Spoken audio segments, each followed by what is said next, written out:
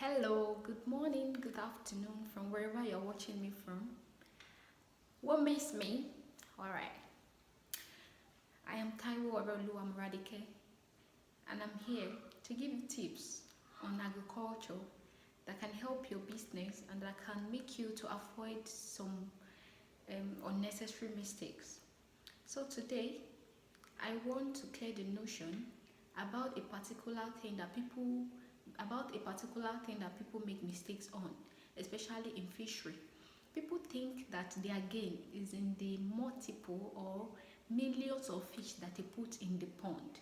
No, I just feel like those people that sell juvenile to them, they do that just to see customer and all, so they miseducate them. So that is why I just come here today to change that misconception. If you are a fish farmer or you are just going into fish or you have plan in the future to go into fishery, this video is actually for you. Number one thing you should note is that while rearing fish or any kind of livestock, your gain lies in the weight that they are able to gain at the end of the day. And what gives them that weight? It is the fish that they take in, that they convert into, after they remove metabolizable energy, the rest is being used to build their muscle and all. That is where your own profit lies. So it is not in the number of fishes that you put in the pond that give you your result at the end of the day. It is the amount of feed that you give to them and they are able to utilize for their body that eventually give you your desired weight at the end of the day. Let's say, for example, now I put in 10,000 juvenile in a pond and I'm expecting something at the end of the day. I don't know the exact thing I'm expecting, and I know that I'm going to feed this fish for the period of 12 weeks for about 26 bags of feed. Good. Then this is how you get to calculate what you should expect at the end of the day. It's not a guess. It's something that I've actually performed that works for me.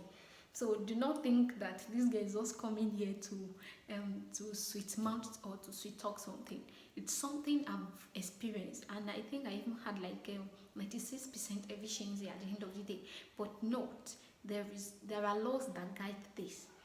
Number one is that when you're buying your feed, check the protein content of that feed, and that is why I mostly advise people to get feed like skeleton or alaqua to start with, because they contain high level of protein which the fish need to grow fast.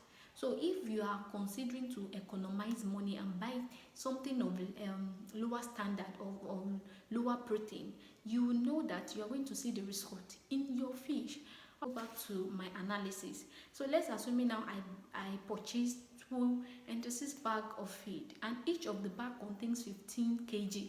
What I'm going to do is just to times the number of kg in each bag with the number of bags that I purchased, which should be around 390 kg. Good. 390 kg. I know very well that all of this, the total sum of my kg in feed that I give to them, not all of it that they are going to use. Some is going to waste. You get? So let me now say, and they are not going to make use of the whole feed. You get what I'm saying? So let me say at 90% efficiency now, all I'm going to do is to times 90% times the number of kg of the feed, the total kg, which should give me around 360 at the end of the day. Okay, I might just still want to like be on the safer side, not to raise my hope too high, then I give it 85% efficiency, and I think that should give me about 315 kg. All well and good. I know what I've put in there and I know what I'm expecting at the end of the day. So I think this will actually give farmer a kind of expectation and a kind of what to expect at the end of the day, because you feed or to help when you give your farm out to someone to help you monitor it, you should be able to calculate it you yourself to expect what to expect at the end of the day. So in as much as it's still within the range of 90% efficiency to 85% efficiency, You get what I'm saying? You know that okay, these people want family law. You understand? But if you don't have idea about how this thing works, you might make mistakes. And this, I'm saying this to give you insight about this choice of feed that you are taking into. If you economize, how do I put it, to buy something of lower standard. Let me, if you buy it, there are some feed that they have 35% crude protein. So they already write it in the ingredient that they have 35% crude protein, and most of the time it's not even up to that 35%. And while some have 40, some have 50. So it is now depend on you to choose the one that you want. You get what I'm saying? It depends on the result you are expecting that will prompt you to buy something of lower standard. So if you actually buy something of higher standard, because you are going to be getting a high rate on return on those fish, so it's a win-win thing. But if you choose to buy something of lower standard, you are going to see it in the outcome of the weight of your during the time of harvesting.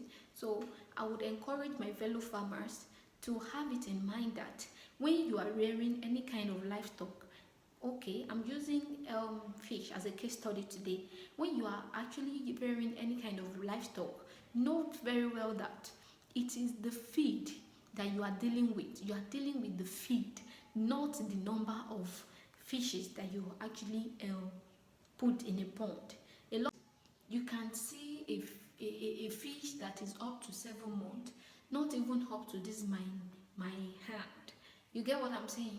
Why you see some fishes that are just reared for 5 months and you see them coming out big, it is not a magic. It is what you give in that you actually get back.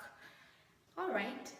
I believe if you watch this video to this extent, you love what I'm actually saying. You love this content, which I would actually encourage you to help me share this video. Thank you. I appreciate.